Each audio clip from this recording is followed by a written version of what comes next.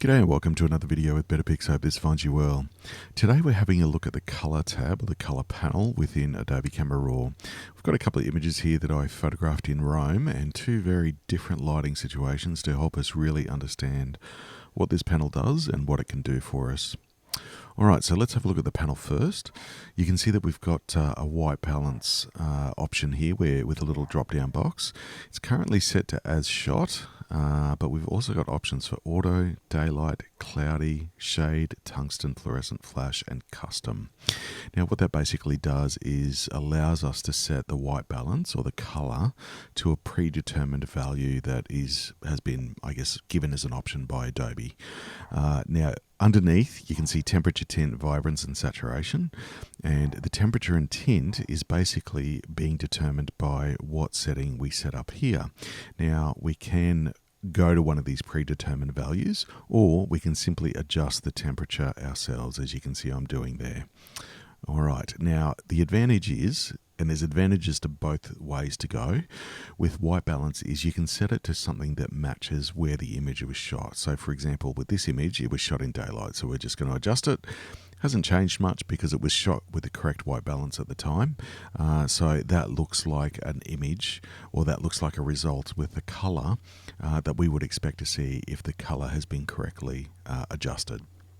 If we go down a little bit further, you can see this is St. Peter's Basilica, again in Rome, and you can see that it's got a very strong orange warm cast to it. So now what we can do is select either tungsten, which corrects the orange cast, but you can see we've got a really kind of interesting green tone going on with the image at the moment.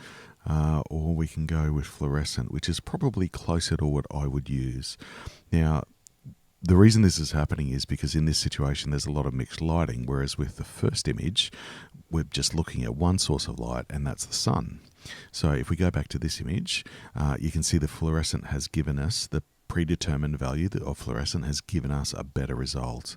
However, what you can do, we're going to go back to as shot for now, is you can actually adjust the temperature and tint yourself to get a very specific adjustment and look at specifics to what's in the image and make sure that it's correct.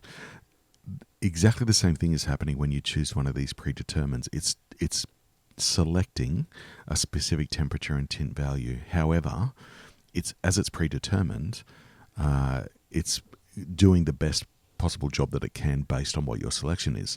Whereas with the temperature and tint, you're selecting a specific amount to be able to really dial in your color temperature to exactly where you want it. So you can see the temperature adjusts the warmth of the color. So if I go to the left, it makes it cooler. If I go to the right, it makes it warmer. So I'm going to adjust that image just so that it's pretty close to what I'm happy with, and that's pretty good. And you can see with the tint, this adjusts that cyan or magenta kind of color cast that you can often get with mixed or human-made lighting. So I'm just going to get rid of, that was originally at +8, and you can see there is a little bit of a cyan tone to it. So I'm just going to make a bit of an adjustment to the right. We're going to go up to +13, and you can see it's removed that color cast quite well. Now I'm going to leave a little bit of warmth in there because I kind of like it, but we certainly have removed a lot of it from what it was originally, which was 5500. So we've gone down to about 4400, and I'm pretty happy with that. From here, I would then make further adjustments to the image to get it to where I want it to be. So that's a really good outcome. Remember, with that first image, it's shot under daylight, so it's very simple. Again, you can either select daylight or you can make those adjustments yourself. Now remember, there's no correct white balance. There's the result that you want. So if you want to give your image a warmer tone or a cooler tone, not a problem at all. Obviously, with sunsets versus the middle of the day, you tend to get a warmer tone. So make sure that you're adjusting to get what you want, as well as what works best for the image. The color tab is a really important one. It's one of the most common tabs that I use while editing my images, and you've got plenty of options there to make your color adjustments as best as possible.